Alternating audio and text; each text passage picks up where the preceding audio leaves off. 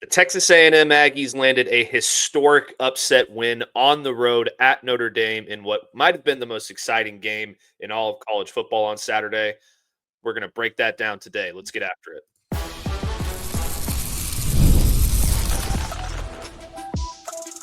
You are Locked On Aggies, your daily podcast on the Texas A&M Aggies, part of the Locked On Podcast Network, your team every day. Welcome in. You are Locked On the Texas A&M Aggies. I am your host, Matt Galatzan, publisher of Texas A&M Aggies on SI. Thank you for making Locked On Aggies your first listen every day, part of the Locked On Podcast Network, your team every day. Today's episode is brought to you by FanDuel. Right now, new customers can get just $5, and if your bet wins, you'll get $300 in bonus bets to use across the app. Download the app today. My guy, Harrison Reno, listen, that was a hell of a football game that we saw on Saturday night between Texas A&M and Notre Dame. One of many really, really good football games across college football, especially in the SEC, Georgia and Tennessee, Ole Miss and Arkansas, many, many more. Great football all weekend. But I think Texas A&M and Notre Dame stole the show. And this one, there's a lot of ways you can break this game down. A lot of ways that this could have gone a different way, but the Aggies got it done, and it's really hard to be upset about anything that Texas A&M did on Saturday. To be quite honest. Yeah, I mean, first road win against a ranked opponent since 2014, Matt. That stat that they flashed on NBC broadcast kind of shocked me. I'm like, damn, it's been that long. Well, actually, it goes deeper than that, Harrison. And I'll let you continue your point here in a second. No. Go ahead, hit me with it. But this is their first road win against a ranked non-conference opponent since 1979. Wow. And their first win against a non-conference opponent in a true road game since 2002 against Pittsburgh. Unbelievable stuff, but continue. Yeah, I mean, I don't know if I had this game going into the 80s in terms of total points scored. Would have thought the over or the under was looking mighty fine in this game, considering both the teams and their offense and their defenses. Both teams are led by their running game. I didn't think it would hit 80 combined points, but it did. And Matt is just, I mean, it was bangers all weekend long. Started with a banger in the noon slate with Clemson, Georgia Tech. Had another banger after that in Georgia, Tennessee. Then had a banger in the 7:30 slot. A little bit of like a Sunday night football feel with the NBC broadcast. That was kind of nice. All you needed was Tirico on the call just to really get that feel. Matt, I came away so impressed with. There were so many moments in this football game when you're like, here's 8-4 Aggies. Like, this is where the game ends. This is where the game's going to turn. This is where Notre Dame's going to pull it out. And they talked about finishing the drill all offseason. That was the message Mike Elko had in Atlanta for SEC Media Days. And they finished. They finished the drill. And I know it came down to a 4th and goal, which, man, when that ball went in the air, I'm like, he's in position. Then he came down with it. I'm like, wait, is this really happening? Like, did Texas A&M really walk into South Bend, Indiana, and come out of there with a 4th and goal touchdown win with the game on the line? Yeah, I mean, look, I don't want to take anything away from what Texas A&M accomplished on Saturday whatsoever. So I'm going to preface what I'm about to say by saying that they deserve to win that football game. They battled back multiple times being down. Battled against some defensive lapses that offense really took ownership of that game. Mario Craver was an absolute animal. All of those things, Texas A&M absolutely deserved to win. That said, I still think they got a little lucky too. So obviously the muffed hold on the extra point by Tyler Buckner in Notre Dame. Incredible inflection point in the game. Aggies, aren't driving to win. If they knock through that extra point, they're driving to tie. So it's a much different, vibe at that point. Also, on the touchdown catch, the referees, obviously, and you're going to hear this a lot from Texas A&M detractors, especially on the Notre Dame side, missed an egregious hold on Chase Bizantis. I believe it was Chase Bizantis, where he just tackled a Notre Dame defensive lineman while Reed was rolling out. The refs just missed it. And you know what? I am here to officially say that doesn't matter. Referees miss these calls all the time. The time of the game, obviously, it's unfortunate for Notre Dame that it was missed. There was penalties all over the place in this game. I believe Texas A&M was in the double digits in penalties, if I'm not mistaken. Like, what were they? Let's see, 13 penalties for 86 yards, and you still beat Notre Dame. They were penalized enough, you know. Notre Dame can complain all they want about that missed hold. Knock the extra point in first, you know. Then maybe you're not in a position to lose that game. One thing I want to ask you though, Harrison, and it's been something I've been thinking about. If Notre Dame knocks in that extra point and Texas A&M drives the field and scores, do you think they go for 2 in the win, or do you think they go for overtime? Because I was thinking about that. If I'm Mike Elko, granted, obviously this is a hypothetical because they didn't need to do it, but it's just a quick sidebar. But if I'm Mike Elko there, like it's already a free shot for me. I've got plenty of season left to get myself back in the college football playoff discussion. And granted, I have a tough schedule, but it's not the end of the world if I lose this game. I might go for 2 there. I mean, I certainly see why you would do it in terms of, hey, we can go win the game here. But at the same time, it's like, man, your offense just drove down the field and scored the touchdown to get you in a position to tie the game. Part of me wonders if that makes you almost say, hey, we're going to trust this offense to go win it in overtime. Like, yeah, our defense is going to have to get a stop. But our offense is humming. I mean, this scored on what? All but, gosh, I mean, they scored on 3 straight drives. I know 2 of them were field goals. You had 2 punts to start the third quarter. You had a turnover on downs late in the second half, or in the first half. But other than that, you're talking touchdown, touchdown, touchdown, touchdown, touchdown. And then you have the interception in there with the 3 opening punts. Matt, I don't know. I mean, I say, to me, and I'm more on the conservative side in terms of like, hey, game's on the line. It's PAT, go to overtime, go for 2, you win. I always err on the side of, hey, let's trust this team to win it in overtime, because there's nothing worse than losing on a 2-point conversion. I mean, especially for Mike Elko, I think the knives would be out for him if he loses that game on a 2-point conversion. Oh, no, I totally agree with that. I'm just saying it was an interesting hypothetical that was going through my head, like as the play was happening. Yeah. It's like, man, do they go win the game right now? But it would have been fun, had that been the case. But, overall, just a fantastic win for Texas A&M. We're going to talk about some standout players in our next segment who really took control of the game. But I just want to give a shout out real quick, because he's not going to be in the players that I talk about in the next segment. I want to give a shout out to Marcel Reed. He was dialed in. I know he was 17 of 37, which is, less than 50% passing. But the dude threw for 360 yards and 2 touchdowns. He ran for 37 yards. And he was making clutch plays and clutch moments.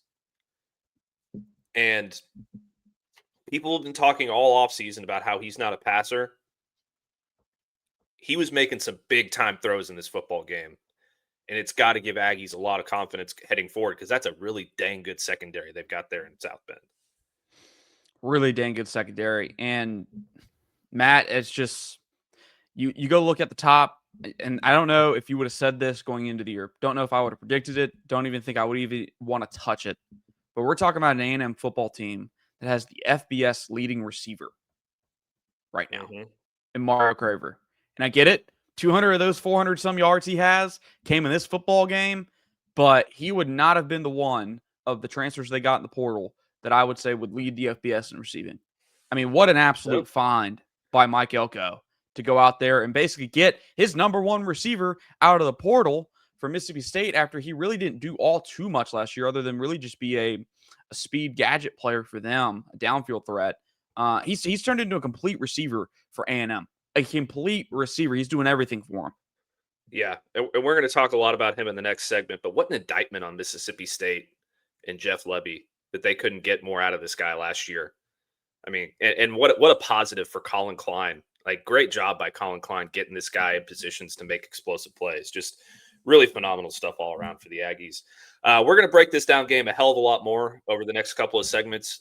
Coming up, we're going to talk about some of the biggest standouts for us. Mario Craver will certainly be in there among some other guys. And then at the end of the show, in our final segment, we're going to break down what this means for Texas A&M. So stick with us after this break, and we'll be right back. All right. Quick question for you guys, for the college football fans out there. If you could go back in time and sit at the front row of your school's biggest rivalry game, what hat would you be wearing? Yeah, I said hat. For me, it would be the game. These aren't just hats. They're the same vintage styles fans wore back in the 80s and 90s. And guess what? They're still going for the same price they did back then. When you use code LOCKEDONCOLLEGE, when you use code LOCKEDON, you'll get your vintage hat for just $16.99. I've got one right here. As you can see, it's the sweet circle design with Texas A&M through the middle. One of the best hat designs of all time. So head to thegamecaps.com, grab your team's classic bar or retro circle design like I've got right here, and use code LOCKEDON for an exclusive discount, because legends wear the game.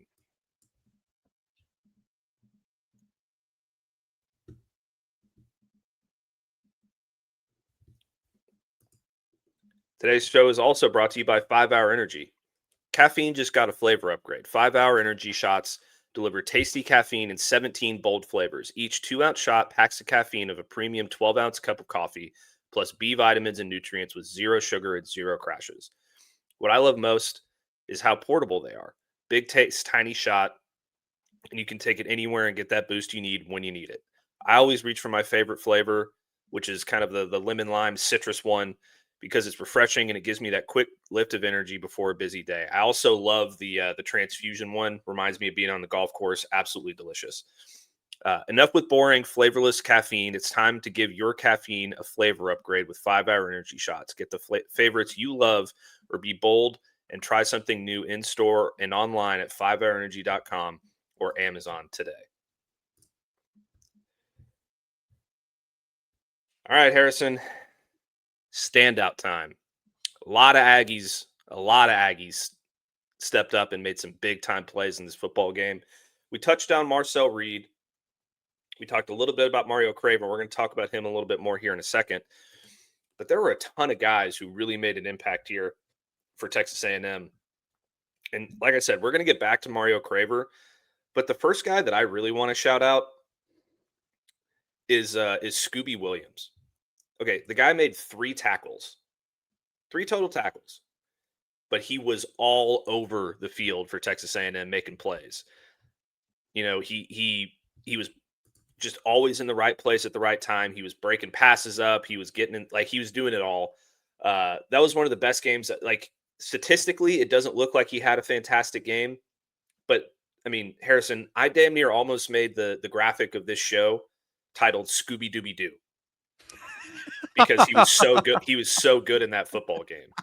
And it doesn't always have to be the stat sheet that reflects how effective a player was. And I just thought that he might have been the best linebacker on the field for Texas A&M throughout that game.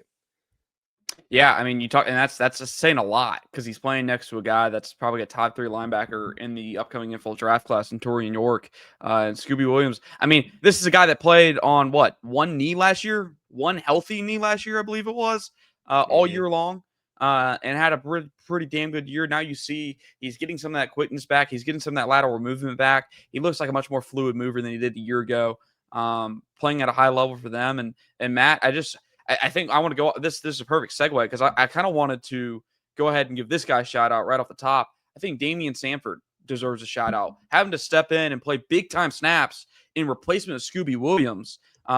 Finished the game with 7 tackles, had a tremendous sack on a delayed pressure, dialed up there by Mike Elko and that defensive crew. Played it perfectly, and had also 2 tackles for loss. I mean, that's what you expect out of the linebackers. And it also helps that you had a guy on the interior that was just named the SEC Defensive Player of the Week in Albert Regis, who I know you're probably about to get to here in a minute, playing at an absolute high level for them. But Damian Sanford, Scooby Williams, Scooby-Doo, like that was awesome. I mean, both those guys played at a high level, at the second level of that defense. And man, I mean, there's so much to be excited about. I know you gave up 40 points in this football game, and I know that's concerning. But look, man, in today's world of college football, just as much as it's about, hey, can you hold the opponent to less points? It's about you got to put up more points. You got to put up points. You found out today or on Saturday that you can put up points and you can get stops when your defense needs it most. Yeah, absolutely. And we'll talk about Albert Regis. This is a guy who, at the center of this defense, they really were going to rely upon this year because they lost Shamar Turner. Nick Scorton and Shamar Stewart were on the outside, but they were a big part of the run game, the run defense. Albert Regis, I mean, I know, listen, Notre Dame ran for 147 yards. It took him 38 carries to do that, 3.9 yards per carry. Part of that is CJ Carr with the 3 carries for minus 15 yards, which is due to sacks. But when you're talking about like Jeremiah Love and Jadarian Price, and you don't let those guys just run wild. I mean, they had 3 touchdowns and all that, but I thought Albert Regis was all over the field. He finished the game with 7 total tackles, a sack, and a TFL from the defensive tackle position. You're getting 7 total tackles from a defensive tackle position. I thought he was very good in the middle there. There was a little leaky stuff. I mean, Jeremiah Love is such a talented back. He just kept falling forward and falling forward and falling forward. But I thought Albert Regis was tremendous on the defensive line. Yeah, I mean, that's probably the best run game they're going to play all year. I know the Texas, I've been seeing the Texas run game. People were expecting that to be really, really good this year, and it struggled out the gate. Granted, I don't know how much they're really committing to it, considering the competition they played outside Ohio State. Probably don't want to put those many carries on the backs. But that's definitely the best run game you're going to play all year. Probably the 2 best running backs you're going to play all year. And you held them to what? 100-some yards or 147 yards, and they're averaging 3.9 a carry. I get it. It's a tick under 4 yards a carry, which is considered pretty well. But considering how that game kind of finished and what this game turned into, I'm satisfied with what A&M did against the Notre Dame run game. I know you gave up 40 points. I know you gave up some yards on the ground. But Albert Regis played really well. I thought you saw the defensive line as a whole, Matt, I thought was disruptive. I mean, Cassius Howell, I don't think he had a sack in this football game. Maybe not even. I don't think he had a sack in this football game, but he was still disruptive. He was still dictating some of the protections that Notre Dame's offensive line was going toward, or where they were going. They were looking for Cassius Howell. And I think that reflected when you watch that game. I was impressed with the defensive line. I was impressed with Regis. The front 7, I think, showed out on Saturday. Matt, I know you mentioned we mentioned him off the top, but I do want to talk Marcel Reed just real quick. What was like the one thing? There's 2 things in the offseason people talked about with Marcel Reed. 1, his ability as a passer, and 2, this was more of a critique that when he pulls it down to run, he pulls it down to run. He doesn't keep his eyes downfield. Maybe he's a little leaky. Maybe he's a little antsy, and it feels a little bit of pressure. He starts to try and get out of dodge. But on Saturday, some of his biggest and some of his best plays were when he was on the move. And it wasn't when he was scrambling. It was when he was on the move, looking to distribute the ball as a point guard. I think about the one to Mario Craver down the sideline on a little wheel route. He's moving to his left, finds him. I'm thinking about the end of the game, 4th and goal, moving to his left. He has pressure in the middle of his offensive line. The D tackle gets through, pretty much essentially free, right at him, moves to his left, throws an absolute dot to the tight end in contested coverage to win the football game. And I get it. The final stat line, not great. 17-37. All right, you could have a better day. But, man, he had 360 yards, 2 touchdowns. He had 1 interception. Then he rushed for 37 yards. I don't think we've seen a better game from Marcel Reed. And I get it. The completion percentage may not be the best he's ever had. But I just think what he was doing, how he was distributing the football was the biggest thing that people need to focus on. Like, hey, he's starting to play the quarterback position at a higher level than he was just a year ago. Yeah, absolutely. And I couldn't agree with you more. Could he have had a few more incompletions in there? Yeah, but he was keeping his eyes downfield when he was on the move, and it led to some big explosive plays in the passing game. We could talk about Le'Veon Moss and his 3 touchdowns. Those were huge, and I don't want to take anything away from Le'Veon Moss, but we're kind of running out of time in this segment. He played great. I want to touch on Mario Craver real quick because he's right now. You talk about Ryan Williams, Cam Coleman, and some of these other guys in the SEC. Mario Craver is the best receiver in the SEC through 3 weeks of football, and he was dominant in the first 2 weeks against rather pedestrian opponents. And you think, okay, we're about to go face a Notre Dame secondary that is extremely talented, might have the best corner in the country, certainly one of the best groups in the country. And what does he do, Harrison? 7 catches, 207 yards, a touchdown, including that 86-yarder on that wheel route that you were just talking about a minute from Marcel Reed. Absolutely incredible stuff from Mario Craver. You get the ball in this guy's hands, and he is a problem. And based on the way that he did it in this game, you got to feel like he's going to be able to do it against SEC opponents as well. I mean, it'll probably be a little bit more difficult down the road against an LSU or a Texas who both have really, really good secondaries and really, really good defenses. But you got to think he's going to be able to be productive in those games. It is almost impossible to shut this guy down right now. He's just playing that well. And I think real quick, I know we got to move on to the next segment. I just think the A&M offense is shaping. It's crazy to me. You look at the tier system in college in the SEC right now. I'm hearing Georgia number 1, LSU up there, Oklahoma up there. Nobody's talking about Texas A&M, and maybe that's because past stigma, the past 8-4, the 9-3 is catching up to them. But this A&M offense is playing at a level right now. They have 2 playmakers on the outside that they can depend on that can be explosive. They have a run game that's going to be consistent. They have a quarterback who can do with the football in his hands as a passer or with it in his hands as a runner. Like, they're going to be a matchup nightmare. They're looking like a matchup nightmare so far because they can do pretty much anything. So that's one thing. I'm kind of sitting here, Matt, and I want to get a little bit deeper before I confidently say, where my expectations lie compared to the preseason. But I do feel a tick better about this team and its outlook. I think 10-2 you should feel really great about right now. I think 10-2 you should feel really great. And hey, I mean, maybe in a fantastic scenario you get to 11-1, but I think as an Aggie fan, you should feel pretty good. Your football team probably can win 10 games this year in the regular season. Yeah, absolutely. And we're going to talk about what that could mean here up in the next segment. So stick with us after this break, and we'll be right back.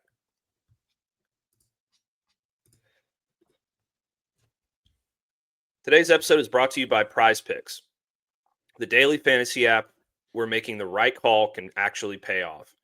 You and I make decisions every day, but on Prize Picks, being right means cashing in.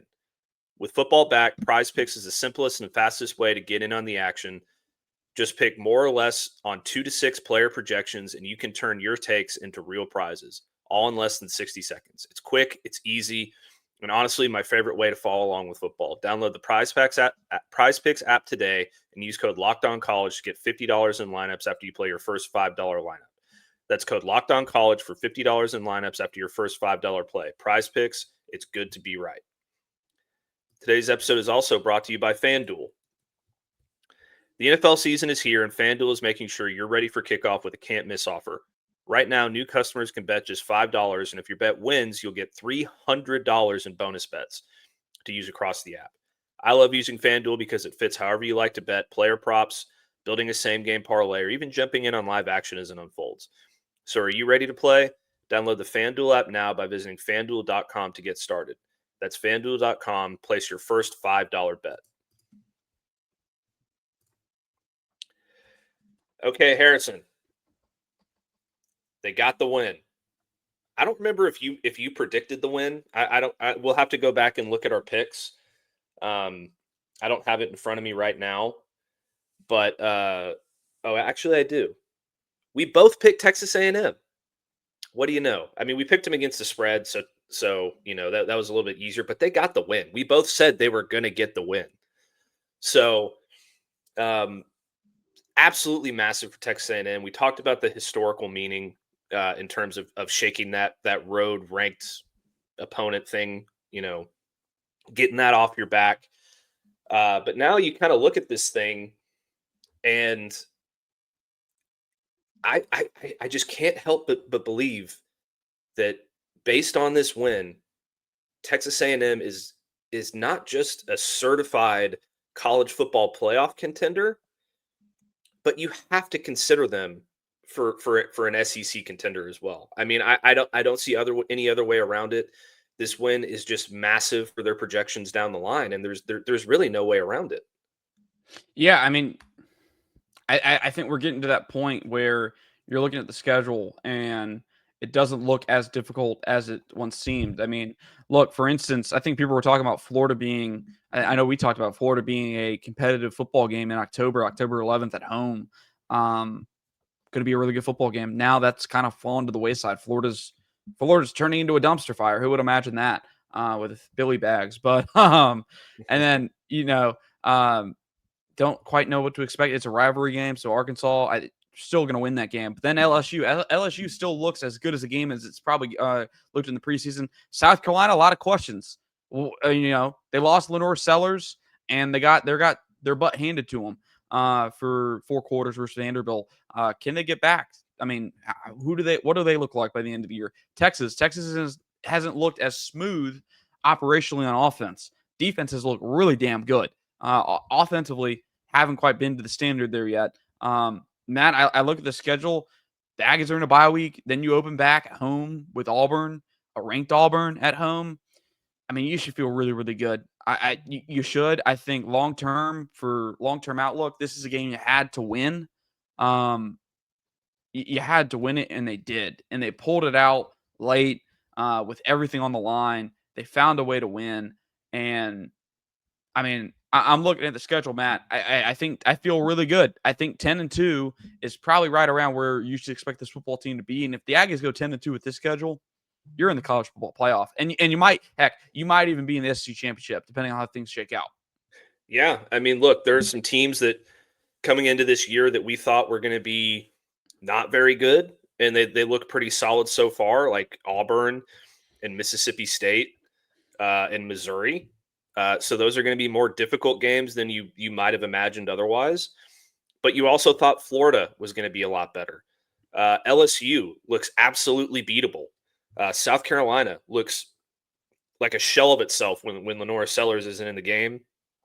And even then, they struggled with Virginia Tech, who just got boat raced by Old Dominion. And then Texas. I mean, look, Texas, you're trying to be nice about it, I think, a little bit, Harrison. That offense is broken. They have a long way to go before they can, in my eyes, look like a SEC title contender right now, or even a college football playoff contender. Arch Manning looks like a shell of himself. So that game looks a hell of a lot more winnable than it did, even a week ago. So I think 10-2 is absolutely attainable.